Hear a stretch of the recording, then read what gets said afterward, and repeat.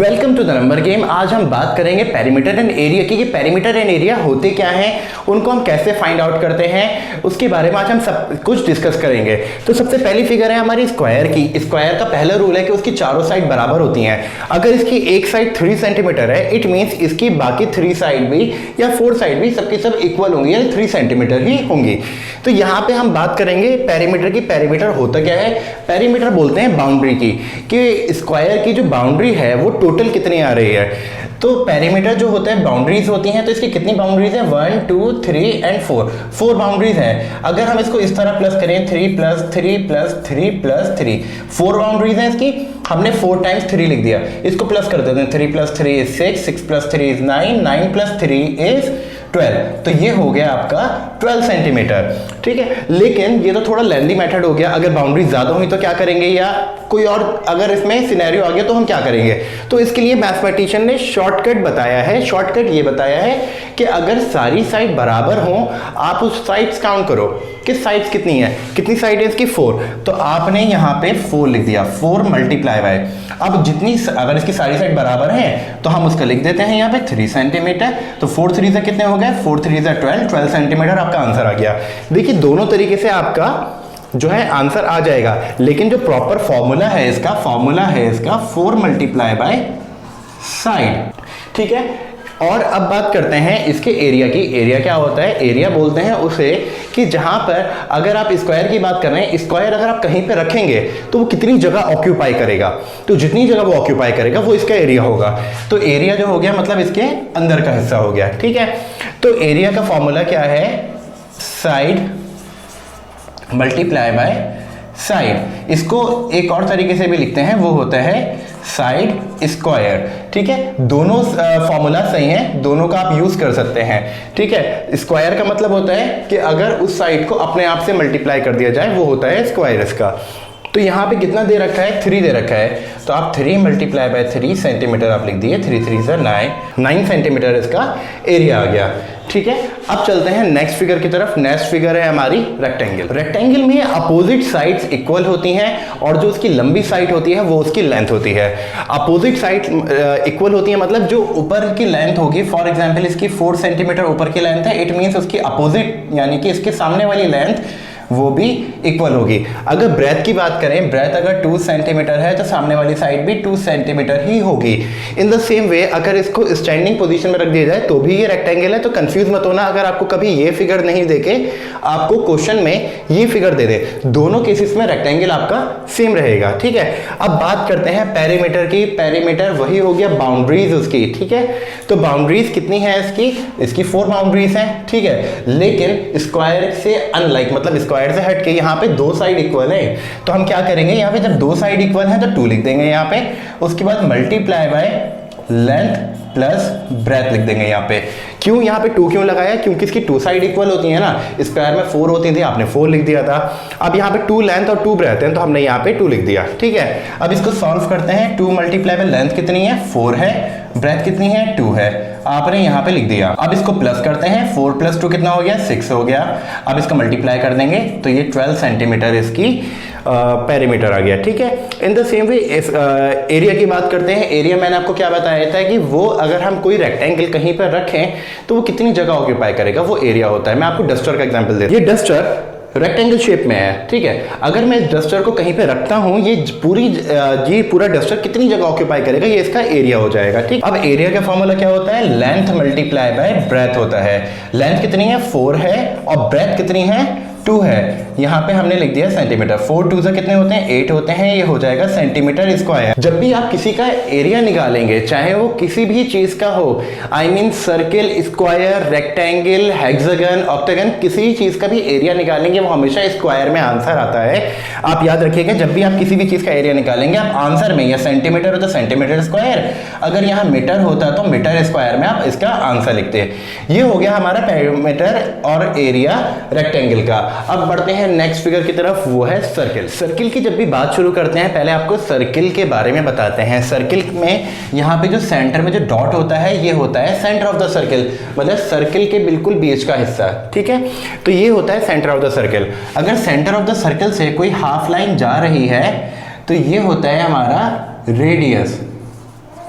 ठीक है। रेडियस जो होता है ये हाफ लाइन होती है सर्किल की। अगर हम फुल लाइन की बात करें, ये लाइन थोड़ी टेढ़ी बनी है, मैंने स्केल से नहीं बनाई है, स्केल से बनाएंगे बिल्कुल स्ट्रेट आएगी। ये होता है आपका डायामीटर। डायामीटर बोलते हैं फुल लाइन को, जो सर्कल से फुल लाइन जाए सेंटर ऑफ द सर्कल से टच होते हुए, शर्त ये है सेंटर ऑफ द सर्कल से टच होते हुए अगर कोई लाइन जाए तो वो उसका डायामीटर होता है, और जो इसकी हाफ लाइन होती है ये उसका रेडियस होता है। ठीक है, अब जरूरी नहीं है कि ये लाइन जो है सिर्फ यहीं पे हो, ये कहीं और भी हो सकती है, इस तरह से भी हो सकती है, इधर भी हो सकती है, कहीं पर भी। और इन द सेम वे जो फुल लाइन है ये भी कहीं से भी हो सकती है, ये आपका होता है डायमीटर। ठीक है, अब बात करते हैं यहाँ पे सर्कमफेरेंस। सर्कमफेरेंस क्या होता है? सर्कमफेरेंस पेरीमीटर ही होता है, लेकिन सर्किल के लिए पेरीमीटर वर्ड यूज नहीं होता है, ये सर्कमफेरेंस वर्ड यूज होता है। ये सर्किल है तो C for circle, C for circumference, तो कभी कंफ्यूज मत होइएगा। इसकी बाउंड्री जो है ये अगर हमें फाइंड करनी है तो उसके लिए हमें सर्कमफेरेंस निकालना पड़ता है। अब बात रही सर्कमफेरेंस के फॉर्मूला क्या होता है उसका, वो आपको बताते हैं। सर्कमफेरेंस का फॉर्मूला होता है 2 पाई r, मतलब इनके बीच में मल्टीप्लाई है जो कि आप फॉर्मूला में शो नहीं करते हैं। ठीक है, तो इसका फॉर्मूला हो गया 2 पाई r, इन तीनों को मल्टीप्लाई करना है। अब बात रही यहाँ पाई क्या है या r क्या है, r एज एन रेडियस। ठीक है, r फॉर रेडियस, मैं यहाँ पे लिख भी देता हूं। अब बात रही पाई की, पाई क्या होता है, पाई क्या होता है एग्जैक्टली उसके बारे में मैं कभी एक वीडियो बनाऊंगा, उसमें आपको बताऊंगा कि पाई क्या होता है, कहां से आया। अब बात रही इसकी वैल्यू क्या होती है, इसकी 2 वैल्यूज होती हैं, मतलब वैल्यू एक ही होती है, उसको 2 तरह से लिखा जाता है। एक वैल्यू होती है 22/7, दूसरी वैल्यू होती है 3.14। अब बात रही सर ये इन दोनों में से हम यूज कौन सा करेंगे, कहां पे करेंगे, तो ये क्वेश्चन में ही गिवन होता है कि आपको 22/7 यूज करना है या फिर 3.14 यूज करना है, इन दोनों में से कोई एक वैल्यू आप यूज करेंगे। ठीक है, तो ये हो गया सर्कमफेरेंस 2 पाई r। ठीक है, अब बात करते हैं एरिया का। एरिया होता है पाई r स्क्वायर। स्क्वायर का मतलब क्या हो गया, पाई r स्क्वायर का मतलब पाई multiply by r multiply by r। मैंने आपको बताया था स्क्वायर का मतलब क्या होता है, 2 बार आपको वही वैल्यू लिखनी है तो वो स्क्वायर बन जाता है इसको मिला के। अगर हम इनको कंबाइन कर दें ये हो जाएगा पाई r स्क्वायर, जो यहाँ पे इसका फॉर्मूला है। ठीक है, अब बढ़ते हैं ट्राइंगल की तरफ। ट्राइंगल की बात करते हैं। ट्राइंगल में 3 साइड होती हैं, 1 2 3।